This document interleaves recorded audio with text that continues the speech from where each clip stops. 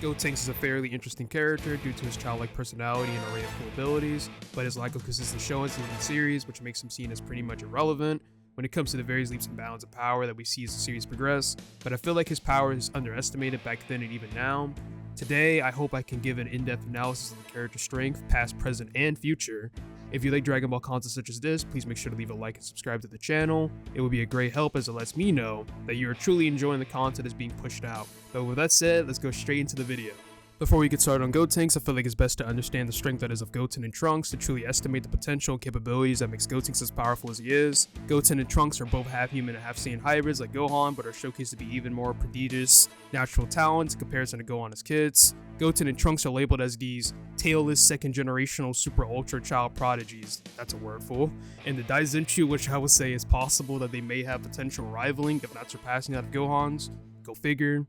We see this abnormal talent through the first few chapters where we meet the two kids, with Goten and Trunks having learned and mastered Super Saiyan at ages 7 and 8, as if it was child's play. This moment is so absurd even for Dragon Ball standards as Gohan laughs at the idea that Goten can learn how to transform despite not learning how to fly, which I find is very funny. This insane potential as kids would surely reflect the powers that they possess, despite their age, and this is shown when Goten was able to give Gohan a challenging fight in the early parts of the Buu saga, so much so that Gohan even comments on how these kids can soon surpass him if he doesn't try and up his training.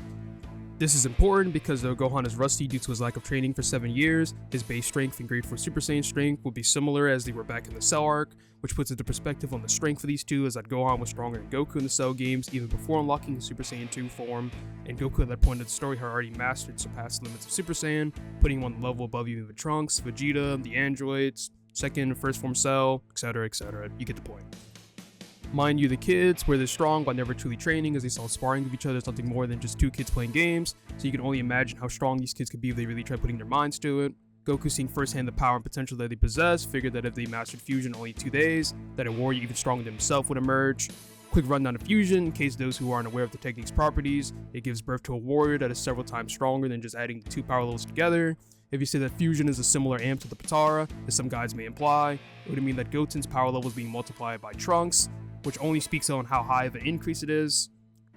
Many people throughout the community have their own opinions regarding the validity in Goku's statement as a lie to gas up Goten and Trunks to make Majin Buu become even more keen to listen to Goku's demands. But I think there is some reason to believe that Goku may have not been bluffing the Majin Buu when it comes to the might of the Fusion Warrior. From what I can gather, I believe that people saw how Gotenks was humiliated by Buu as proof that Goku may have overestimated the kids. But I don't think this is the version of Gotenks that Goku had imagined would have fought Buu, because at this point of the story, Goten and Trunks have yet to learn how to fuse as Super Saiyans, which both Goku and Piccolo implies the fusion mastery that they are hoping to see with the time that Buu has given them to prepare. Gotenks reveals his super fusion, as the title chapter for 288 calls it, as Gotenks' Super Saiyan power astonishes everyone in amazement and believes that Gotenks may actually pose a challenge against Buu now that the fusion is truly complete. Piccolo doesn't actually seem opposed to the idea, but feels like their lack of time and cocky attitude could be his undoing. Guides such as the anime Daizenshuu and El Manga Legendario alludes to Gotenks surpassing him, with the Daizenshuu stating that Super Saiyan Gotenks' power at this point of the story was unrivaled in the world, and El Manga questioning if the strongest warrior was finally born on Earth. This would mean that Gotenks at this moment had truly surpassed Majin Buu, which becomes interesting as even though Majin Buu is weaker than his sister Goku, they are still similar in strength as displayed in the fight itself, and guides confirm that they were evenly matched, so much so that I couldn't even fit all of them in one screen. It's pretty absurd.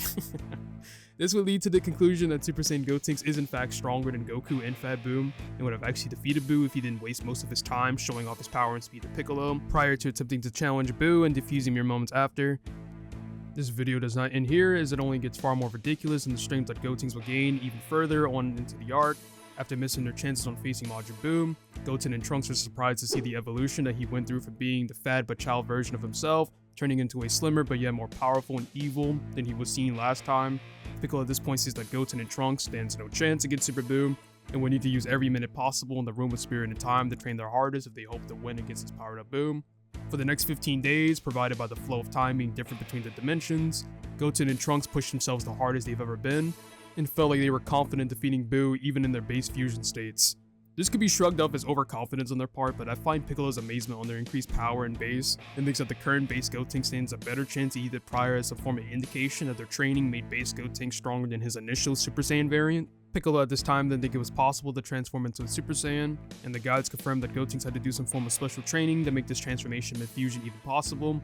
This would mean that in hindsight, that base Gotenks is anywhere from 50 to 500 times stronger than he was before, depending on your interpretation regarding the multipliers of Super Saiyan at this point in the story. Gotenks still has more tricks up his sleeve as he creates a variety of weird but yet powerful techniques such as the Galactic Donut, in which Goten creates a circle of ki and launches it at his opponent. This technique's main use is to immobilize the opponent by expanding and constricting onto the person to limit movement, but it can also be used to essentially crush the opponent by the sheer binding force of those Kainu. Damage Super Buu. There's also the Super Ghost Kamikaze attack, in which Goten creates a ghostly clone of himself made of ki, in which its purpose is to charge at the enemy and explode like a bomb, as the name suggests. We see how devastating it is by how it damages Super Buu significantly and nearly defeats him at points of the fight. This is interesting as the Daijinchu hypes up these moves as a level of techniques never seen before, which you can say is in regards to the creativity and uniqueness of the techniques that he created with ki, rather than them being a different level of strength that we've seen so far in the story. But this is just something I wanted to note to those who are interested in a bit of technique lore. With more fighting against Buu and everything seeming hopeless, Gotenks finally reveals the Super Saiyan transformation that he was having kept hidden and teased prior to fighting Super Buu. This is absurd, as Goku sweats and fails to hide his amazement on the kids being able to learn this form in only 2 weeks, despite Goku having to train many years of blocking the form. This would not only speak volumes of Goten and Trunks' potential, but also his ability to precisely analyze and eventually mimic the techniques of others, even when they've only seen it once. An analytical feat that is pretty much only rivaled by Goku, who's also shown us time and time again that he can learn techniques on the spot even as a kid. Gotenks mimics Super Buu's Vice Shell, which is a powerful scream of ki, so powerful that it tears open tears through the dimensional barriers and quickly makes his escape for round 2 against the fearsome enemy. With Super Saiyan 3, Gotenks becomes 8 times stronger than the power of Super Saiyan, which is confirmed by the Super Exciting Guide, making him anywhere from 400 to 4,000 times stronger than base, and displays his incredible power against Super Buu.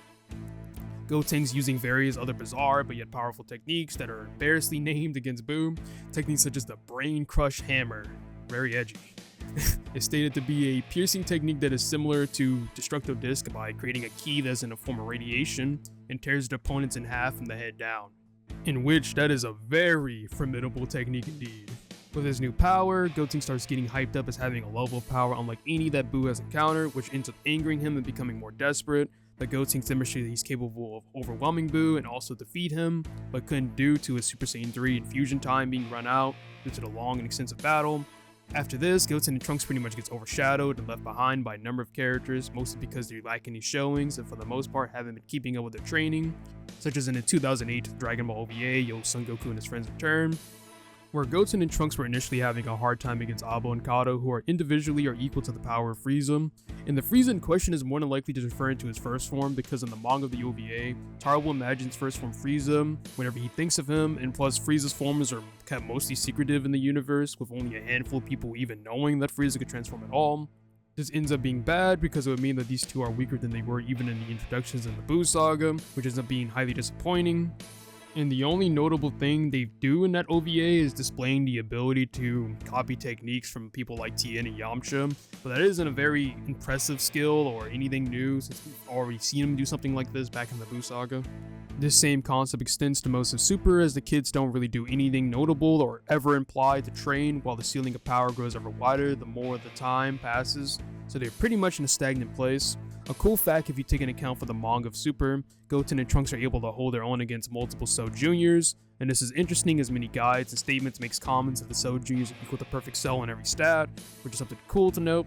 This section is going to be mostly about Goten and Trunks rather than Gotenks himself, but this will of course scale back to Gotenks and how far his ceiling could possibly be. This is where the more interesting shifts from the downfall begins, as I believe that Goten and Trunks are severely looked down upon, as people saw them as kind of lame, with the prequel arc of superhero being pretty lackluster, as Goten and Trunks go around beating up androids created by Dr. Hedo himself. But these androids might actually be more powerful than we initially thought, as not only does Dr. Hedo have the information and blueprints of his grandfather, Dr. Gero, but he's also stated to be even more of a genius than Dr. Gero himself. I'm only drawing the idea here, and you could take this with a grain of salt, but hear me out. If Dr. Gero himself was able to make creations on the level of Super Saiyans, if not surpassing them while only using data gathered from Goku and the others up to the Saiyan arc, you can only imagine if you take into account that Dr. Hedo knows the existence of Android 17 and 18 via the More arc, and claims that his Dino Android, yes, a dinosaur android, is the most powerful android than any android before. and Goten and Trunks are able to handle him and destroy it with relative ease, going Super Saiyan. It may lead to the possibility that Goten and Trunks may have reached these god levels of power under our noses this entire time. But again, this is only an idea, and I'm not claiming that this is something I truly believe in, but it's just something to note, right? This is where I believe it becomes fairly more intense when looking back at their battle against Cell Max. Trunks and Goten display their ability to not only damage him, but also react to his attacks on multiple occasions. And while Cell Max is nerfed due to not being used to his body, this nerf Cell Max can still tag and damage the Gammas, whom with numerous statements surrounding them states that they are androids on the level of Goku and Vegeta. The Goku and Vegeta in question doesn't actually matter, even if you hyper lowball them as being as strong as Super Saiyan Blue Goku and Vegeta in the Broly or More arc. It would mean Goten and Trunks are pretty close to their levels, as they perform similarly to the Gammas themselves, and can even match them in speed to do combo attacks and damage Cell Max simultaneously. Onto their failed fusions, which doesn't do much of anything, but there is an interesting bit of lore regarding them, as failed fusions are actually weaker than the users themselves, even when separate, as listed in the 7th Daizenshu, which I believe is fairly interesting, as this would mean that the failed fusions of Gotenks is actually weaker than Goten and Trunks individually, which might make his feats limited against Cell Max even more impressive, as the monster was getting stronger and more depth to his abilities.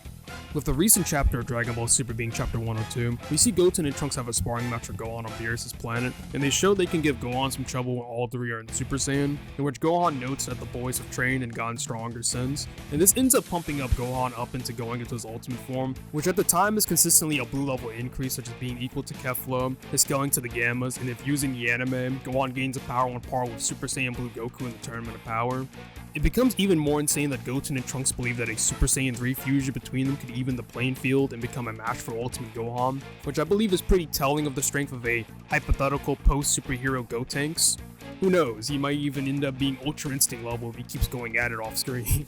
Thank you so much if you made it this far into the video, and I hope that I provided adequate insight on how strong Gotenks is or could be. If you have your own perspectives on him or disagreements that you would like to express, please comment them below, and I hope you all have a great day, and until then, see ya.